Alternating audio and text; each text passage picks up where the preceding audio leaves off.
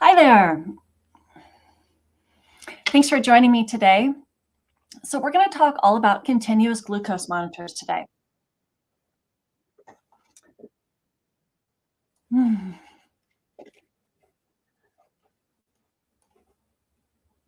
Woo. Okay.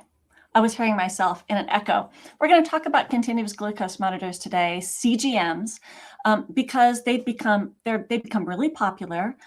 As some of you know, if you're joining this and watching the replay, continuous glucose monitors have been around for a long time, but of course they have traditionally been used for people who have diabetes.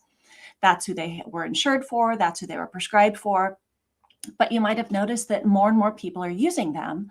People who aren't using insulin, people who have prediabetes, and all the way to people who want to optimize their health. Biohackers have been using them, and people who want to prevent diabetes. So there's actually a lot of really good reasons to use these for a short period of time. So because I specialize in my business, I specialize in metabolic health, helping people prevent and reverse diabetes.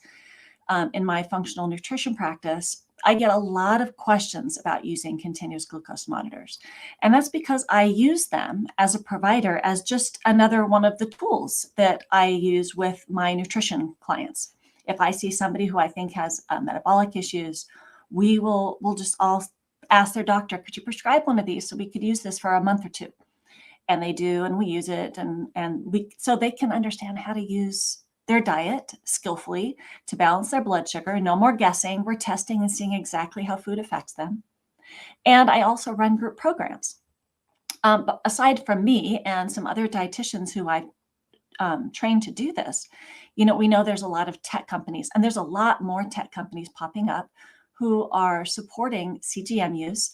And so the way I do it is I'm a human and I look at people's data with them, help teach them how to read it, interpret it, act on it, and create meal plans and make some reasonable strategies. The tech companies tend to use an AI and some app features where you can sort of DIY it a little bit using their AI, and then sometimes combine that with also working with a nutrition professional. So the good news is there's a lot of different ways you can access this technology, a lot of different ways you can use it depending on what kind of support you need, what your budget is. But the downside always of having so many choices is it's really confusing as to who does what and what you need to do and how much it costs. So that's why, I have a lot of YouTube videos. If you're not following me on YouTube and you're interested in this, do subscribe to my YouTube channel or just get on there, because I have a lot of good information for people wanting to use it for their own health, and providers, doctors, dietitians, coaches, so that they can learn how to use this to support their clients. Because I think in about 5 years, this is going to start being a much more normal thing for people to use the same way I'm using it. I'm using it to assess people. How is your metabolism? Do you have some insulin resistance? Are you reacting to food in a negative way? I use it for education. So instead of just me saying, you should eat this and you shouldn't eat this, which, I know something, but I don't know what's going on in an individual's body. Each person can really have some more agency, put it on their arm, see how their food's affecting them, and work with me to modify their diet in a way that is both better for their metabolism, but also is to their liking. It includes their food preferences. So I think it's going to be used more as that assessment, educational piece. And of course, some people use it for accountability. Some of my clients say, I just eat better when I'm using it. It's a little coach on my arm. So I don't care your reasons for using it. There's a lot of good reasons for using it, especially using it for the short term, for maybe 1 to 3 months. So I've got some questions here, and I'm just going to jump in and start answering them in the order that I've received them. Some are more in depth than others, so I'm going to keep an eye on the chat and respond to those questions too. But the first person who's asking me is Marta. She's asking, how can we get a prescription for it? Does this device work with Bluetooth? What effect does that have on the body? And can I be on a cleanse while using this device? So this is the first question, and a lot more of the questions later on I see are a little bit more basic, but I'm going to get to this first. So how do we get a prescription? This is the $1,000,000 question that most people ask, because they think, like I did when I first encountered this, oh, I won't be able to get it because you have to get a prescription. Well, think about continuous glucose monitors as they are FDA approved for people with diabetes using insulin. If you don't have diabetes, they're not FDA approved, but that doesn't stop doctors from prescribing it. In fact, prescribing it for something other than what there's FDA approval for, this is called an off-label prescription. And I think most prescriptions written in the United States are off-label prescriptions. In fact, metformin, one of the most popular drugs prescribed for people with diabetes and pre-diabetes, is an off-label prescription for pre-diabetes. But we know that it's been shown to be effective. So doctors, the FDA doesn't regulate doctors and prescribers.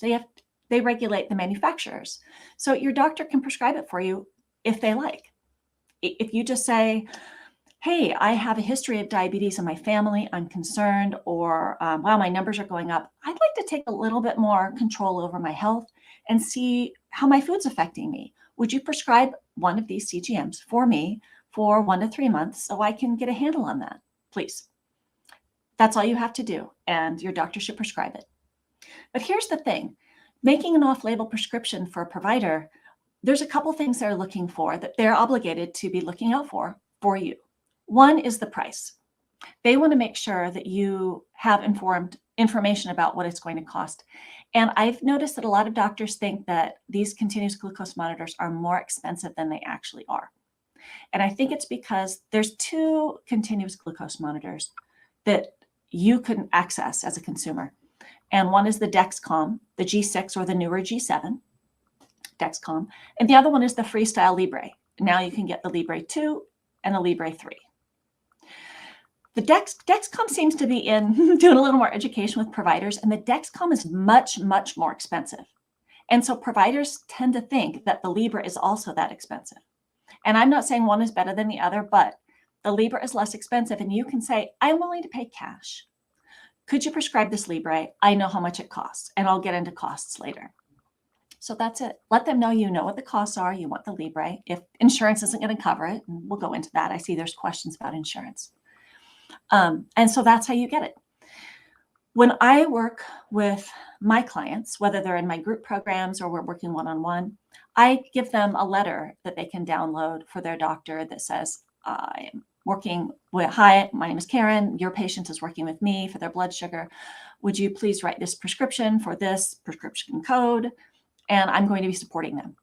Because also they want someone supporting them, because this data can be really helpful, but also it can just be confusing. I've even seen dietitians get the data and really not know what to do with it until they have some more experience with looking at it. Not that they don't understand metabolism or blood sugar, but it's a new tech. It's something that maybe we haven't been trained in. So it can be helpful to get some input from a professional on, what does this mean? What should I do about it? What's good enough? What am I looking for in this data? It's not intuitive.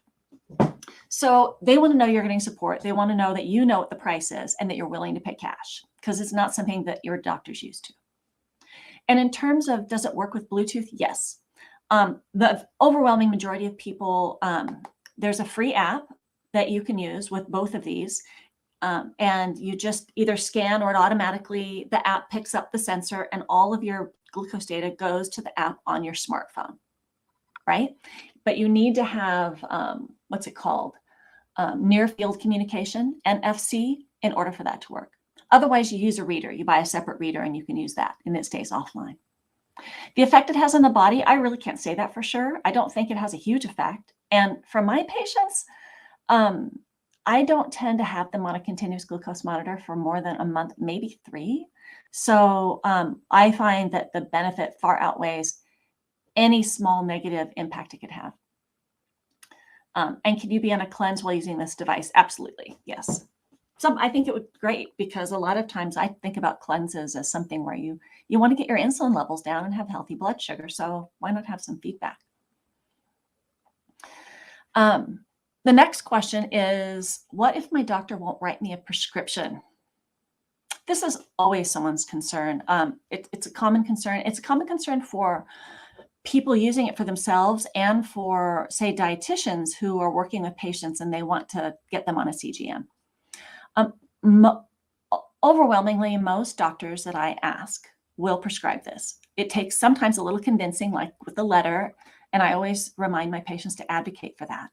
But if that is just a no-go, if that is not possible, there are ways to do this. There are online pharmacies that you can go to that have a prescriber on staff, and you will get the prescription and they'll sell it to you. And of course, the price is higher. It might be like, let's say if your pharmacy charged you $70 for a continuous glucose monitor, $50, $70, you might end up paying $90 per sensor that way, right? And you can also, so that price could be a wash if, let's say you haven't seen a doctor, you need to get a new doctor, make an appointment, you have a copay, it takes you time, it takes you money. Maybe you'd just be better off buying it from an online pharmacy or from one of these tech companies like Very, Level, Signos, because they also sell you the continuous glucose monitor. A little bit more expensive, but otherwise there are ways to get it. Brent's online and says, my wife and I both use Ageless RX for a prescription. Yes, that Ageless RX is one. There's also one, I posted it. I have a group called CGM for Everyone on Facebook. And I posted a little while ago about another source of diabetes supplies, is another one, which is great. And it says, we've been wearing 10 days. And my question is, my sensor is consistently 25 to 35 points off from capillary glucose, even if I wait 5 to 10 minutes. Do you think this is a bad sensor? My wife's is within 5 points. Should I contact Abbott? So Brent, this is a trend I've been seeing. I'm guessing you are using a Libre 2. So there's two answers to this. The first answer is a glucometer that does finger prick glucose. First of all, they actually can be off as well, depending on the age of the strips. But it has benefits and drawbacks, and a CGM has benefits and drawbacks. Sometimes the CGM can be off by a certain amount, but what we find is rather than focusing on the exact number within reason, focus on the trends and noticing what foods, what activities are beneficial and unbeneficial, and then do those beneficial things more often and the less beneficial things less often. And that's where you get the real improvement. But in terms of assessment, I see your point. And if it's that much off, then I always recommend people contact Abbott.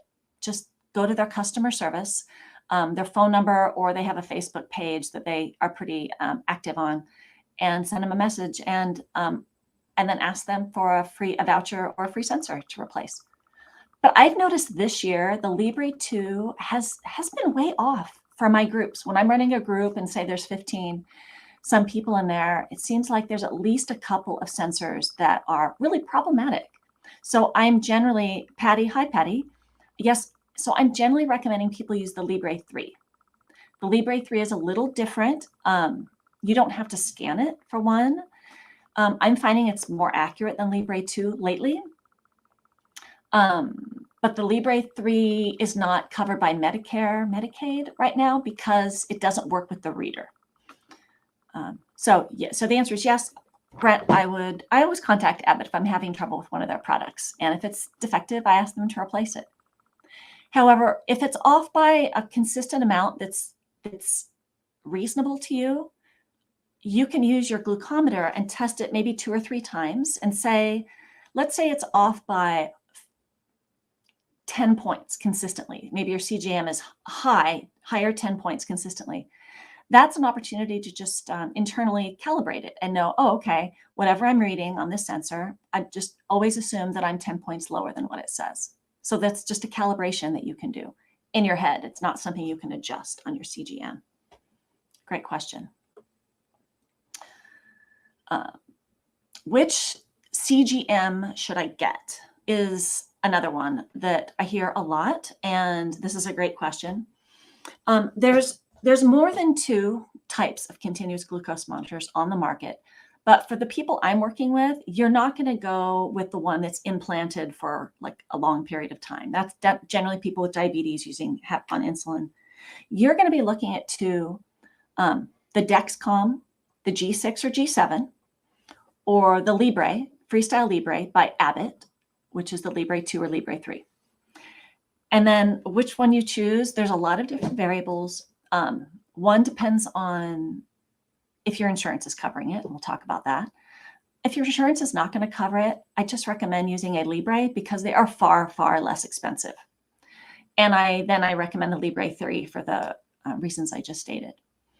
As for the Dexcom, I find the insurance companies are covering Dexcom more than Libre if they're covering them lately. And I think Dexcom has just done more legwork on that. And if that's the case, you can use that. The thing I don't like about the Dexcom is you can't log your food in there. And when I'm working with clients, I'm teaching them how to manage this and how to read it like I do so that they don't need me forever. So I'm training them. And so it's one nice thing about the app, the free app that Abbott puts out for the Libre is every time you scan it or whenever you want, you can just go in and say, turkey sandwich, chips, Coke, beer and pizza, slept like crap. So you can put those in. And then when we view your data, your 24 hours of data, all those notes will be in there at time points so we can connect the dots. And that's an educational tool that's just priceless. You can't do that with Dexcom. So you just have to write it down in some other way. So it's a little clunkier, but the Dexcom's a great product. The G7 is out and available and fantastic. Far more expensive without insurance. So any of those are good. I would prefer the G7 from the Dexcom and definitely the Libre 3 from Abbott. The next one is, will my insurance cover this? And will my insurance cover the membership? I think this is in reference to some of the tech companies for memberships, but it might also be I don't do memberships necessarily, but I do programs. So let me break that down into what insurance will cover and what it won't. First, I cannot speak for insurance because if you're in the US, we don't have a healthcare system. We have a market economy where insurance companies come in and do whatever they want and cover however they want. There's no real system. So if your insurance covers it, it's really based on 3 things. One is your diagnosis. Do you have diabetes? The traditional one is if you have diabetes and you're using insulin and or testing 3 times a day, I think, then the answer is usually yes. But again, it depends. It also depends, but some people get insurance coverage if they don't even have pre-diabetes, right? I've seen this not a lot, but a few times, and people get it for pre-diabetes or type 2 diabetes without insulin. So it's all over the place, but your diagnosis, it'll depend how your doctor codes your prescription, what diagnosis codes they put on there. So, if they put dysglycemia, there's a lot of diagnosis codes, metabolic syndrome, prediabetes, obesity, dysglycemia, hypoglycemia. It just depends what they put. And then it depends on your insurance policy.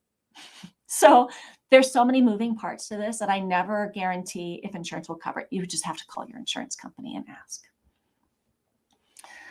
ask. Patty, is a Libre 3 easy to get now for most people without Medicare?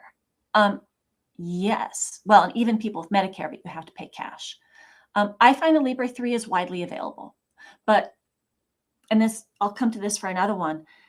I always call the local pharmacies and ask. In my local area, because I work online with people all over the place, but still the majority of my clients are local to me. And so I keep tabs on my local Kroger's, Fred Meyer's, Walmart, Costco, pharmacies, Walgreens, to see what they're charging and what they have in stock. If I'm in one of them and the pharmacy doesn't have a line, I'll go in and say, hey, are you stocking the Libre 3? Do you have the G7? What's the cash price? And get them to tell me.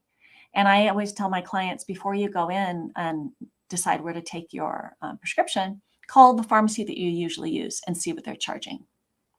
And if they have it. But most of them, if they don't have it in stock, they'll order it. Yeah.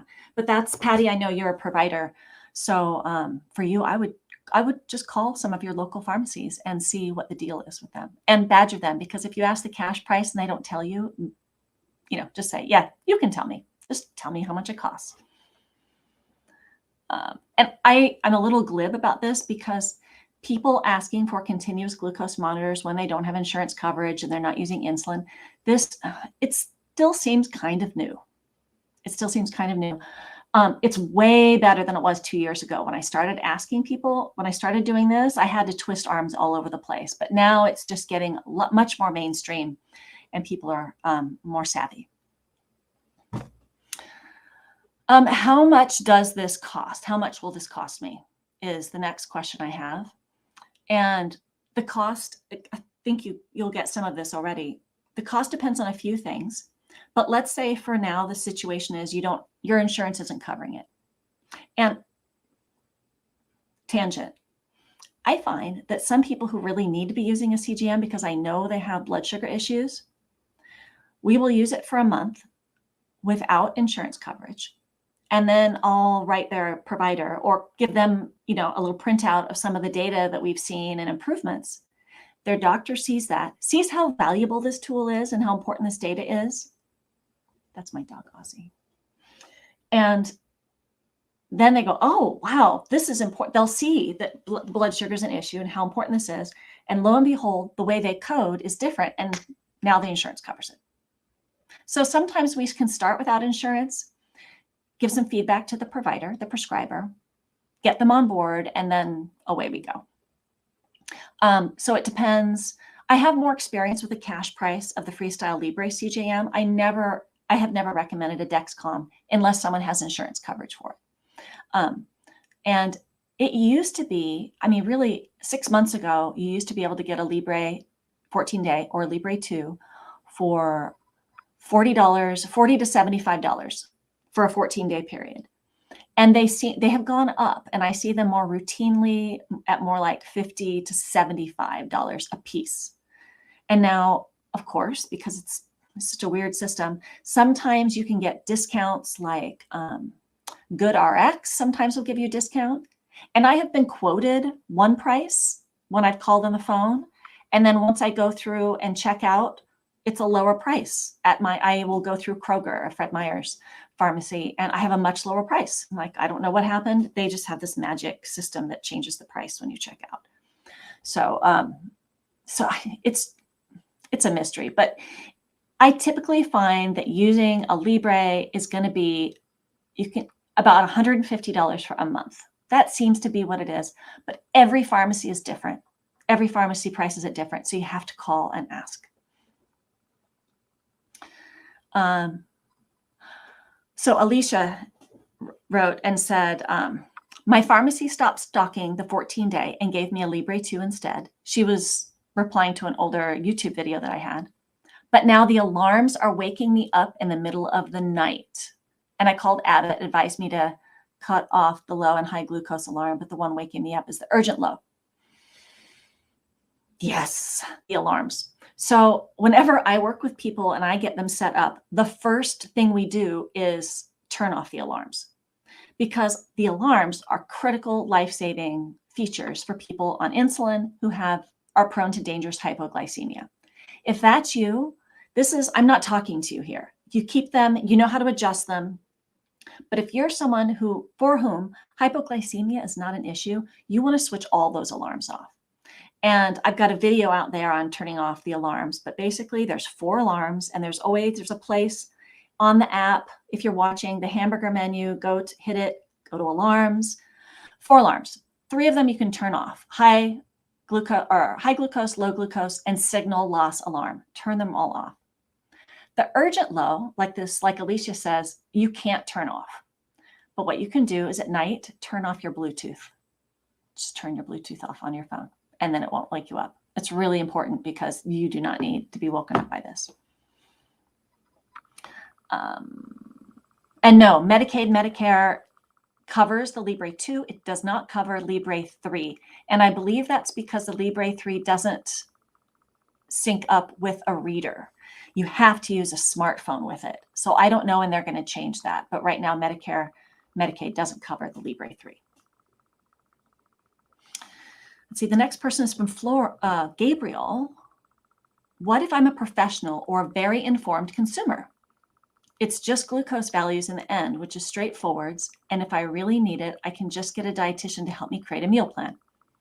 Either way, you can learn patterns over time, provided you can examine your own glucose levels over time. That's absolutely true.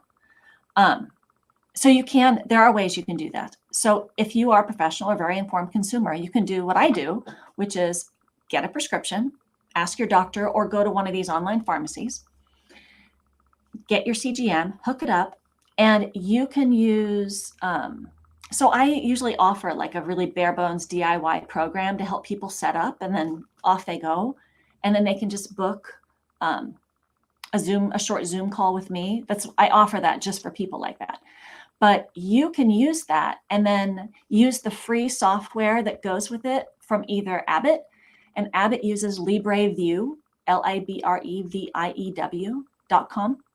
And that's a desktop app, and you can share your data with yourself. And I have a YouTube video on this about using LibreView in clinical practice. And it's for providers, but an informed consumer can do the same thing. And Dexcom has a similar desktop app that syncs with theirs, and it's called Clarity, Dexcom Clarity.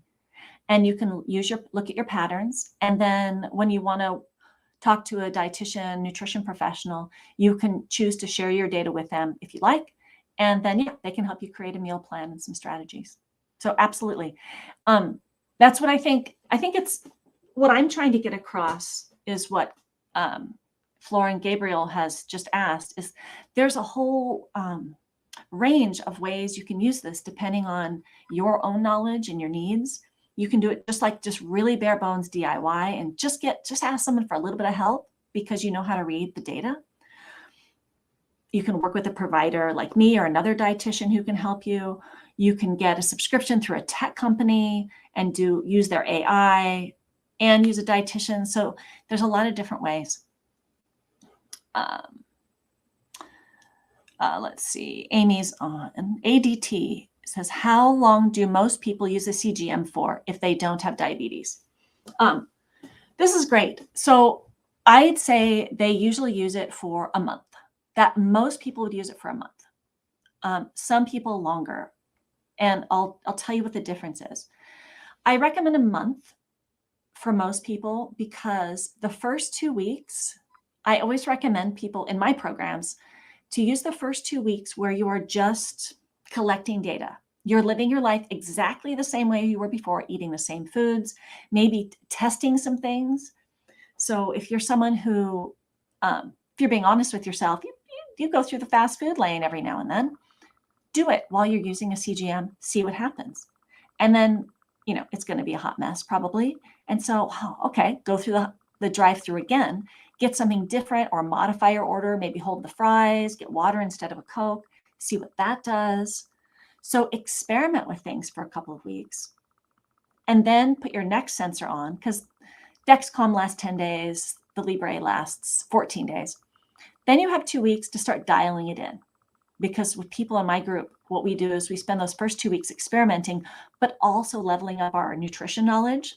So there's some book smart going on about how blood sugar and metabolism works and some of the hacks for how to balance blood sugar and how they work. And then the second 2 weeks, you start trying those strategies. Like, does this work better? Is this the best strategy? And then by the end of the month, usually, at least in my groups, people have a good understanding of what works and what doesn't. And then I usually recommend people at least take a break for a few weeks so they can, instead of just we hyperfixate on it for a while, which can be healthy and useful for a short period of time. But then we just back up and go, okay, what are the strategies I need to employ? Stop eating 2 to 3 hours before bed, take a walk after meals, stop eating fries with my burger, whatever it is. They have their strategy and they just carry on with it. So it's usually a month. Some people go longer because they need the accountability.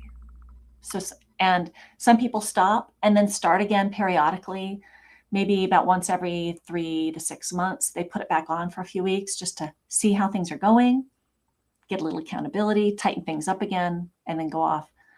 So that's usually what I see people do without when they don't have diabetes. It's a good question.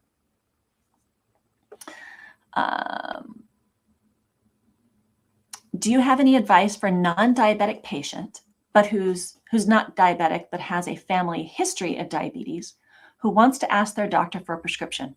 I think we talked about this, but I would go to your doctor and say exactly that. Listen, I know I don't have diabetes, but it's everywhere in my family. So I just feel like I want to take a more active role. I want to look, take a peek under the hood, see what's happening.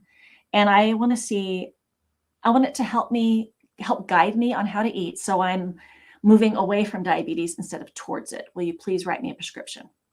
And if they don't, reassure them, the cost, maybe they want you to have some supervision, but honestly, if they don't prescribe it, find someone who will. Because I think that's a very reasonable thing. I've had a lot of people in my programs do that because of that. And initially I was like, oh, and they would come in and they were great. Their blood sugar looked fantastic. And it was such a relief for them to know that they were doing fine and how they were eating worked well for their body. So it can be a serious relief to do that. And some people see, oh, wow, I'm really reactive, and they learn how to dial it in, and they've just changed their trajectory, which is great. But yes, say exactly that to your doctor. Good question. Brent, so far, a couple of stressful situations have spiked our glucose more than any of our meals. Curious if this is common. Yeah, Brent, another great question. I often get people in my programs who their diet looks great. Like they don't have insulin resistance, or they do, but it's not their diet, which is super helpful. Different people are affected by stress differently, but stress is absolutely going to affect blood sugar. For some people in the short term, like I've seen people who just jotted down and, in their notes wrote stressful phone call because they wanted it logged, because their blood sugar was fine and they got on the phone and creeped up. And that's because, those fight or flight hormones like adrenaline, they signal the liver to produce and put more glucose and free fatty acids into the bloodstream, so you can, run, fight, and think your way out of the dangerous situation. So it depends on your stress response and what's going on with you. But for sure, yep, I've seen that a lot. And in fact, when I do my 4-week group program, I should put the link in there for that. When I do my 4-week group program, I'll do that later. My goal for that program isn't to fix everybody's blood sugar. It's to teach everybody how to use this so they can do it on their own later, and to give everybody some clarity about where they need to put their focus. Because some people are still just working like mad to eliminate foods, get lower blood sugar, and do lower carb. And I see that, I'm like, you know what? They're not reactive to food. It's fine. They can put more carbs in, feel better. That's not a problem for them. For them, it is 100% stress. And someone in the group last month, we suspected this for her, and we always go through some relaxation practices. That's one of the units that we do together, how to improve sleep and stress. She did one of these 10-minute relaxation practices and watched, and her blood sugar, did it drop 30 points in 10 or 15 minutes? It was remarkable. And so she realized that all the extra work she was putting into her diet was actually creating more stress for her. And she needed to just chill on the diet and call that good enough. She'd done her due diligence and shift her effort into, okay, how do I manage my stress? That's where she needed to put her attention and her energy. Let's see if some of these have already been answered.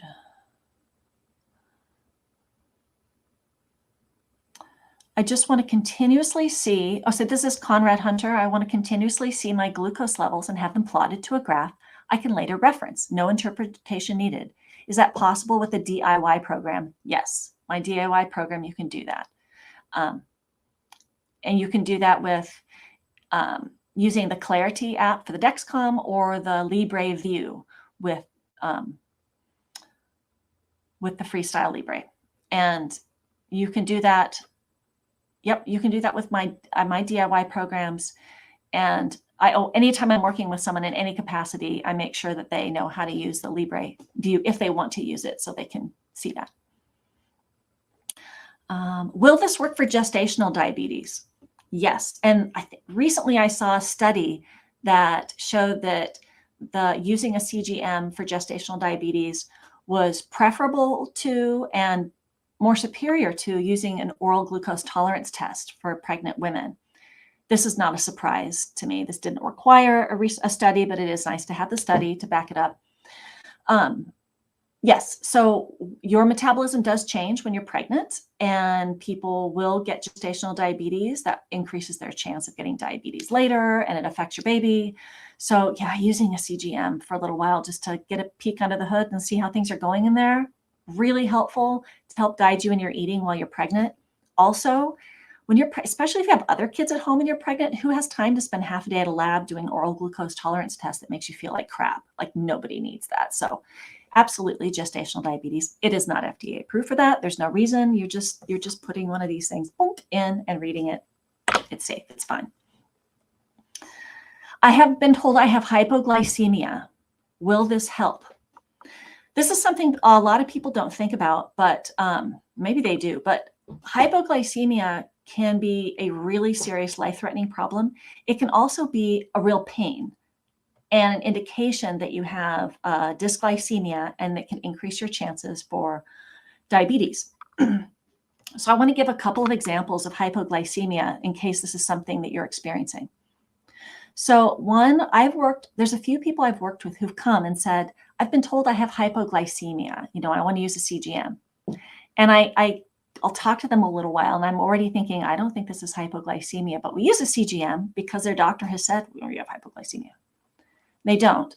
What they have is POTS. They're having blood pressure issues because of POTS, because of long COVID, or they have MCAS, EDS. And so we're able to adjust the treatment plan for that. Other people are getting hypoglycemia during their workout. They're getting woozy doing their deadlifts or their squats, or they're on the treadmill and they just get dizzy, and it's hypoglycemia. And so a CGM can help them figure out how to pre-fuel appropriately. I know both my assistant and I have had this issue and realized that what we were eating was causing us to go hypo during a workout or even a walk. So the strategies are different. There are unique strategies to eating before a workout. A lot of personal trainers know what they are. They are really savvy about this too, but a CGM helps with that. But here's another case. I have found that people who have had a procedure done on their stomach that alters their stomach, so typically this is a gastric bypass, but also people having a fundoplication done, where it's a procedure done on their stomach for reflux. Or some people have a procedure done for their Barrett's esophagus, where they remove some of the esophagus and it alters the part of their stomach. They'll end up with reactive hypoglycemia, where they have really sensitive blood sugar, and they end up with critical hypoglycemia, losing consciousness, and it's dangerous. We have found, and I've talked to some of my other colleagues, that this is a thing, and your blood sugar is just more reactive, and you need to be more vigilant about keeping steady blood sugar. And a CGM is just critical for this. Really important to learn what foods are problematic, what isn't, and to create some strategies around that. Patty, I'm so glad you brought this up. So Patty says she's noticed people get skin irritations wearing the sensor. I was fine the first time I wore it, but the second sensor irritated my skin and felt itchy. Do you have suggestions? Yes. There's a whole Facebook to the rescue. There's a whole Facebook group dedicated to, I think it's CGM skin issues, but also medical. So you can Google medical adhesive sensitivities. One of the strategies that people use is they'll spray Flonase. They'll prep the site, soap and water, let it dry, alcohol. They'll spray Flonase on the skin, let it dry, and then put the sensor on. And that, when I have talked to people, that has been a really favorite strategy, but there's other ones that people have tried as well.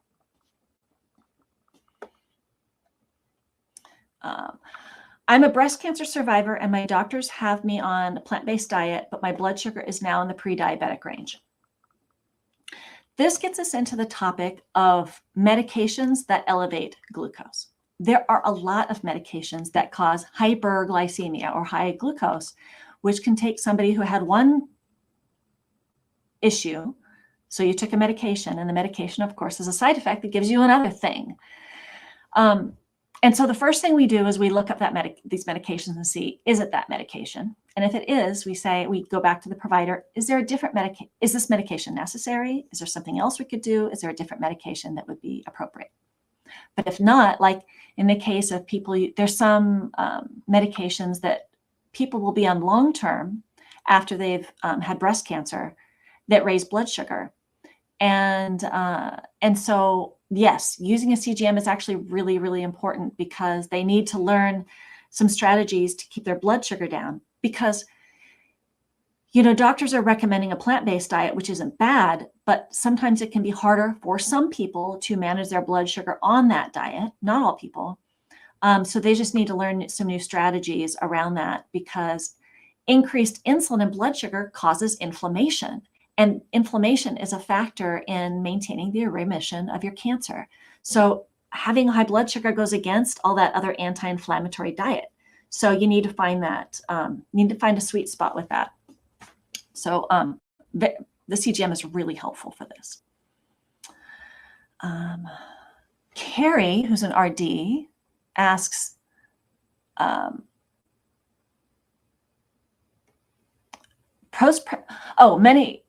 she has a postprandial spike within the glucose range that comes back to normal within 2 hours, I know is ideal. So this is kind of an advanced question. So when you eat, you have a little bit of a blood sugar, raise in blood sugar because it has carbohydrates in it, and it goes down within 2 hours. That's ideal. But a lot of us who do blood sugar educations, we're balancing out and having a regular meal with some fiber, with vegetables, some protein, healthy fat. And that, instead of coming up and coming down, it comes up slower and it takes longer to come down. And is that still okay? Or would that be more of a post-meal insulin resistance? It wouldn't be a post-meal insulin resistance necessarily. I have to look at the data, but I mean, you can probably tell the difference because the fiber, fat, and protein slows the absorption. Then it's going to stay up longer because it's still going into the bloodstream at a steady state. This isn't bad, but it depends how high it goes, because you've probably seen this, Carrie, where your patients will go to a Mexican restaurant, an American Mexican restaurant, and have the traditional sort of burrito, enchilada, rice and beans, where it's very high in carbohydrate and very high in fat. And so blood sugar goes up and then stays up. You get the plateau, like where there's 3 or 4 hours of high blood sugar before it comes down. That you want to avoid. So it's about finding that balance. If it's still staying under 140 and it's up for maybe 3 hours, fine. And it also helps you stay full longer, So I think there's not a yes, no answer to that. It depends on the person's metabolism, depends on their goals, that kind of thing.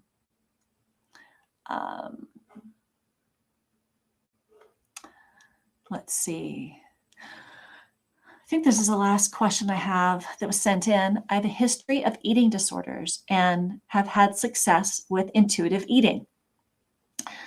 I'm pre-diabetic now and would like to use a CGM, but wonder if that would affect my eating disorder. This is great. So continuous glucose monitors, I kind of across the board recommend them. I think they're great.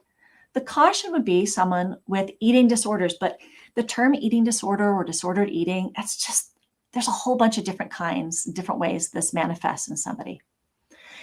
And of course, intuitive eating is a strategy that's really helpful for people with eating disorders, but sometimes it gets permissive to the point where now people develop diabetes.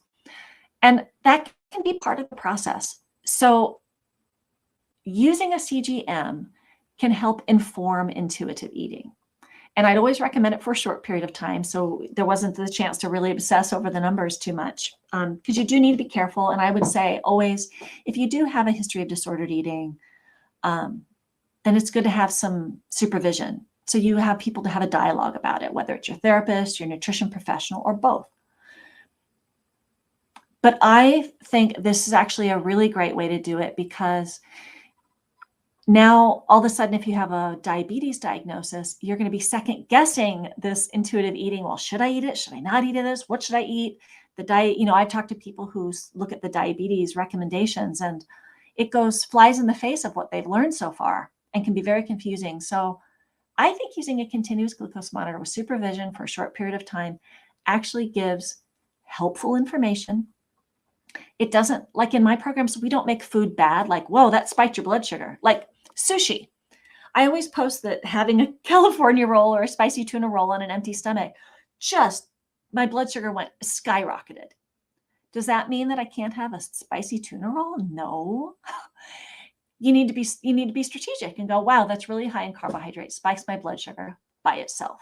So how can I have that food and keep a healthy blood sugar?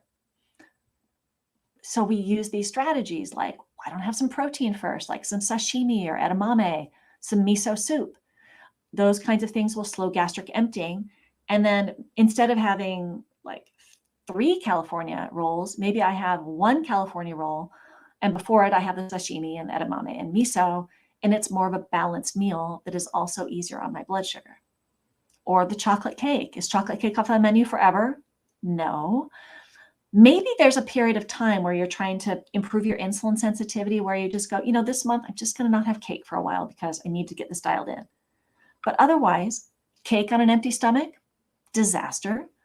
Cake after a meal with a decent amount of protein and fiber, and then having a little bit of cake, probably fine. Not at 10 o'clock at night, but definitely earlier, like before 5 o'clock would be. So there's all these strategies. So it's a way of informing intuitive eating and finding ways of being flexible with your eating based on information, not guessing, which can just kind of be a minefield, right?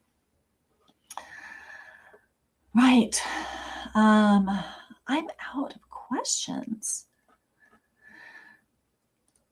So a couple of things that I want to give you guys is, one, I'm going to show this. Oh gosh, this made this little banner. Let's stop that. So if you want to learn more about using a continuous glucose monitor, I'm putting this across here. I've got it's like a free ebook. It's about 10 pages long ebook packet, PDF that you can download for free. And it gives you a lot of this information about prescribing and insurance and prices and how to, all this stuff. So I encourage you to download that. It's going to give you a lot of good information. Right now, if you're watching this recently, my next program is going to be in May. And this is my next group program. So I support people one-on-one, and I support people in group programs. Some people aren't group programs.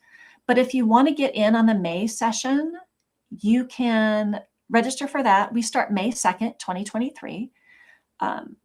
And this is the link to find out about it. And I don't think I'm going to do any group programs over the summertime. I'll have some DIY programs that you can jump into, but I'm not going to do group programs because it's summertime and I have other things planned.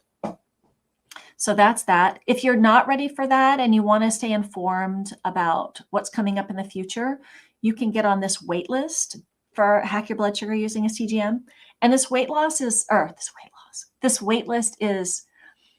it's a place where I always open up registration first and give a discount for early registration. And this is the place it happens. But you'll also get a couple of handy emails that will get you started. You'll automatically get the letter for your provider for the prescription, and you'll get some tips so you can get started with improving your blood sugar while you're waiting for the next program to come up. So I encourage you, if you're at all interested, to download this or to get on the wait list, because it gives you a lot of information. The wait list for Hack Your Blood Sugar. There is also, I kind of want to tell you about another program in addition to what I do. I said there's a lot of tech companies doing this work like Levels, Nutrisense, Signos. There is a new kid on the block, and it's called Veri, VERI. And they are offering this. What I'm giving you here is I've got a discount code for them. So I've been talking to them a lot, and I think I might start partnering with them some more. They do more a la carte things where you can get a couple of sensors from them and get access to their app and their program for, say, 3 months, 2 or 3 months. And they have a really nice app. It syncs up with other wearables like Oura Rings and Fitbits and Apple Watches and stuff. And you can use that. And I think the price is really reasonable. But what's more is you can actually use their app a la carte and bring your own sensor. So you can get a prescription and use their app. And I might use that over the summertime. So you could check them out, and please you'll get a discount using this code that I have. It's an affiliate code. I really like that company, and I've been enjoying interacting with them and working more. But I'm going to go back, and before I log off, I want to go back to that freebie, because this is where you'll get all the information. If you download this free handout, learn more about CGM. I also train providers. I'm going to have another provider training coming up. I train dietitians. Are there other comments I didn't see coming up? Oh, you're welcome, you guys. I train other providers on how to do this, and I do mentoring calls, because some people, all they need is, I offer some templates and ebooks on how to get started in your practice. And then I'll often do like a mentoring call or two with a provider to help them with their own data and look at their clients' data before they get on a call with them. So I can kind of let them know how I see it. And most dietitians know what they're talking about. They just need to get familiar with this new tech, and then you're off. So if that's something you're interested in, or if you're a doctor or a prescriber, that might be a call to learn how to start offering this to your patients. It can be really handy. So yeah, thanks for joining me. And if you're on the replay, and if you need any of these links, I'll post these links in the comments on YouTube or whatever, wherever this lives. I'll put the links there so you have access to these things below. But yeah, thanks for showing up, and thanks for all your really great questions, you guys. Have a good weekend. Bye.